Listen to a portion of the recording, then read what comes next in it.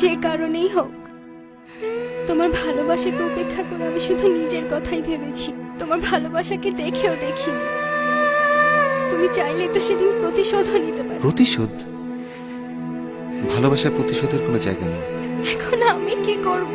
মানে? আমিও তো তোমাকে খুব ভালোবাসি, সেদিন চেয়েও বলতে পারিনি, আজ বলতে আর কোনো বাধা নেই। কিন্তু আমার এই অনিশ্চিত জীবনের সাথে আমি তোমাকে জড়াতে চাই না। তুমি ফিরে যাও, আমাকে ভেবে তোমার নতুন জীবনটা নষ্ট করো না। তুমি খুব ভালো থেকো। সেদিনও চেয়েছিলাম, আজও চাই। তোমায় হারাতে দেব না।